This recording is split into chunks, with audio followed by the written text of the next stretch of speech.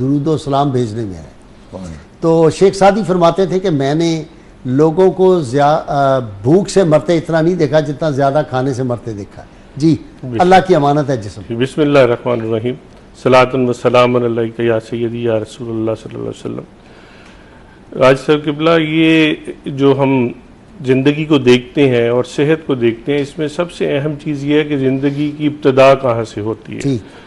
جب نطفہ جو ہے جسے ہم سپرم کہتے ہیں وہ اووم سے ملتا ہے تو زندگی وہیں سے اس کا آغاز ہو جاتا ہے، اور پھر یہ 22ویں دن میں جا کر یوٹرس جس کو بچے دانی کہتے ہیں اس میں اس کی دیوار میں پیوست ہو جاتی ہے، اور پھر یہ بڑھتی چلی جاتی ہے. جیسے ڈاکٹر صاحب نے فرمایا کہ اس کی ایمبریولوجیکل لائف ہے، اور وہ 10 ہفتے تک ایمبریولوجیکل لائف میں جو کچھ بھی بچے کا بننا ہوتا ہے وہ بن جاتا ہے. تو زندگی وہاں سے آغاز کرتی ہے، اور 5ویں سے 6ٹھے ہفتے میں اس کی دل کی حرکت شروع ہو جاتی ہے.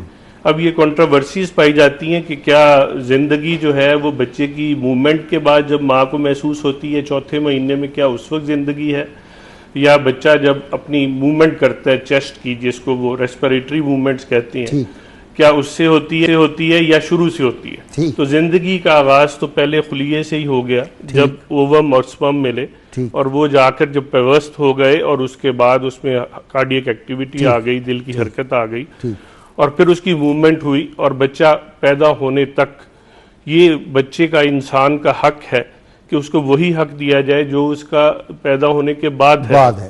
تو انٹرا یوٹرائن لائف سے ہی انسان کی زندگی کا، اس کی صحت کا حق جو ہے وہ شروع ہو جاتا ہے. تو ہمیں اس لائف میں بھی اس کا خیال رکھنا ہوگا، جس میں کہ وہ جو مسئلہ ہے ابارشنز کا یہ بھی حل ہو جاتا ہے کہ اسلام اس کی مخالفت کرتا ہے کہ بچے کو ضائع کیا جائے کسی بھی حیثیت سے، کسی بھی وجہ سے، ایکسیپٹ یہ کہ کوئی میڈیکل ایمرجنسی یا ریزنز ہوں. اب انسان جب پیدا ہو گیا تو اس پہ واجب ہے کہ وہ اس زندگی کو اللہ تعالیٰ کی امانت جانے، اور اس امانت کا حق یہ ہے کہ وہ اپنی زندگی کی، اپنی صحت کی حفاظت کرے. زندگی میں بڑی امپورٹنٹ چیزیں جو ہیں وہ ہم یہ دیکھتے ہیں کہ ہم اپنی صحت کا خیال رکھتے ہیں. اس صحت کا خیال رکھنے کے لیے ہمیں 2 طرح کی چیزوں کا سامنا کرنا پڑتا ہے.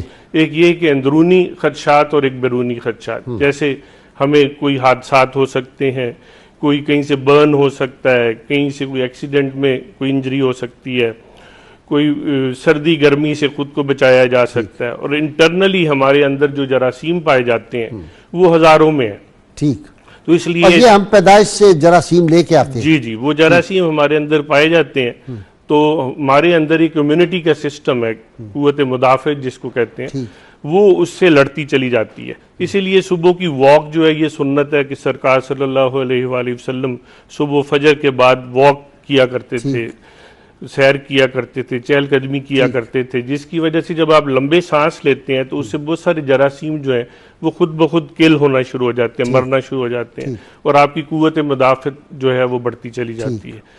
اسی طرح جب ہم بیماریاں اندر پیدا ہوتی ہیں تو اگر ہم ان بیماریوں سے لڑنا چاہتے ہیں تو ہمیں ورزش کرنی پڑے گی، ہمیں ایسے اپنے جسم کو مضبوط کرنا پڑے گا کہ ہم ان چیزوں سے لڑ سکیں. ڈاکٹر صاحب یہ ورلڈ ہیلتھ جو ہے ڈے مناتے ہیں، دوسری طرف میڈیا پہ ہم دیکھتے ہیں کہ اشتہار آتا ہے، سگریٹ پیتے ہوئے بندہ چھلانگ لگاتا ہے اور وہ جا کے جہاز کو پکڑ لیتا ہے، اور سگریٹ پینے سے پھر دکھاتے ہیں یہ جو چنک فوڈ کے مختلف اشتہار آتے ہیں وہ دکھاتے ہیں کہ یہ کھانے سے تو بہت ہی زیادہ مزے ہو رہے ہیں. یہ جو ماڈرن چیزیں ہیں یہ کانفلکٹ نہیں ہے، یہ تضاد نہیں ہے کہ ایک طرف آپ لوگوں کو کہتے ہیں کہ health day, world health day مناؤ، لیکن مسلمانوں کا تو ہر ڈے ورلڈ ہیلتھ ڈے ہے. بے شک جی کیونکہ سگریٹ نوشی جو ہے اس سے ہمارے لنگز افیکٹ ہوتے ہیں اور ہماری قوت مدافعت کم ہوتی ہے، اور ہمارے جو لنگز ہیں ان کے ایلویولائی جو اس میں جو سانس لینے میں ہمیں مدد دیتے ہیں وہ کمزور ہوتے چلے جاتے ہیں، جس کی وجہ سے ابھی کووڈ-19 میں بھی ہم نے دیکھا کہ اس میں جو اسموکرز ہیں اس میں زیادہ چانسز ہیں کہ وہ لوگ زیادہ افیکٹ ہوتے ہیں جو اسموکرز ہیں، کیونکہ ان کے لنگز کو وہ ریزسٹنس ان کے پاس اویلیبل نہیں ہوتا جو کہ ایک عام ہیلدی لنگز کے پاس ہونا چاہیے.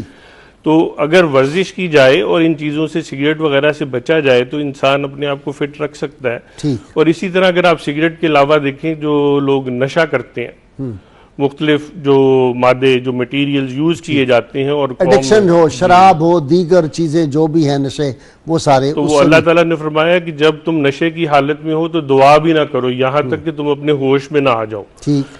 تو جب دعا تک سے منع کر دیا گیا تو پھر آپ دیکھیں زندگی کے باقی معمولات میں بھی پھر بڑے مسائل پیدا ہوں گے اگر کوئی نشے کی حالت میں ہوگا.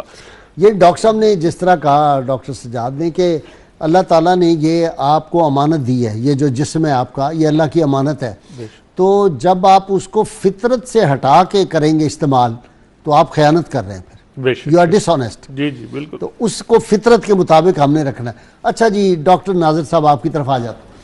دائیں جو ہیں اس سے آپ ماشاءاللہ علاج کرتے ہیں، تو جو رسول اللہ صلی اللہ علیہ وسلم نے پسند فرمایا